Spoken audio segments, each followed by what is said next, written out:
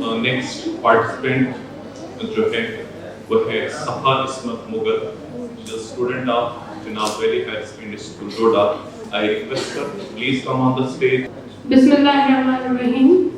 As rightly said by Albert Einstein, I fear the day when technology will surpass human interaction. We will have a generation of idiots. Assalamu alaikum and a very good morning to all of you. I'm Safa, I am a student and I am studying 11th standard at Tinabali Higher Secondary School, Doda. Today, I'm going to give a talk on the topic social media and youth. Let us consider an imaginary scenario. You wake up one day and find that all social media networking sites are not working. Bewildered, you open Instagram and you find a white blank screen. You go for Facebook and that's not working too. Twitter, Pinterest, Snapchat are down too. The whole world returned upside down. The young generation who grew up using social media will start losing their minds. And all this hue and cry just because of one day without social media. Social media, which was just getting started over a decade ago, today, nobody can even live without it. Social media has been vital in the last few years, as what it does and intends to do is connect us. However, I believe that social media needs balance. It can create a polarized society, a society addicted to perfection, a social pandemic. However, it also has the power to unite people and to allow them to use their voice. I believe that social media cannot be considered as good or bad. What makes it helpful or harmful is the way we use it. According to a study done by Pew Research Center, 95% of the teens are on social media, with over 54% of highly constant users. A teen on an average checks Facebook 50 to 100 times a day. And on something we are spending so much time into needs our consideration and research.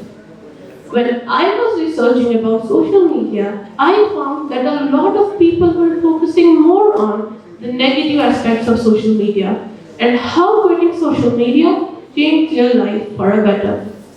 As I mentioned earlier, social media has its own pros and cons, but the main problem is the wrong approach of today's youth towards it. Let's face the reality.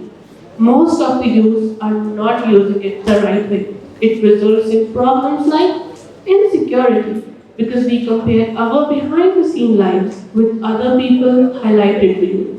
These likes, shares, and comments have become like a social currency through which we attribute the value of something. This results in self-doubt and comparison. Studies show that excessive use of social media causes problems like sleep deprivation, stress management, lack of attention, etc. But why it is like this? Why is the social media so addictive? Tristan Harris, an American technology ethicist at Google, answers this in his speech, how a handful of tech companies control billions of minds every day. He says the technology isn't revolving randomly. There is a goal behind every piece of technology we make, and that goal is your attention. Top leading tech companies compete for your attention. Let me give you an example of Snapchat. If you do not know what Snapchat is, it is the number one way through which teens communicate these days. They have a feature called Snap Streaks, which shows the number of days two people have communicated with each other. In other words, they gave you something that you don't want to lose. Because if you are a teen and you have a 250 in a day streak, you probably don't want to let it go. And because this is done for profit, it's only going to get worse.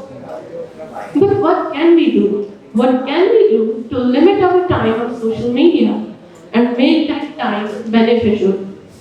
Changing your notification settings, being very mindful why you have to be on social media, knowing that not everything has to be posted and shared. These steps can help. And another very important step that I want to add here is curating your social media feed. When I talk about curating your social media feed, let me give you a reference here. Let's consider that you are hungry. You go into the kitchen and open the fridge.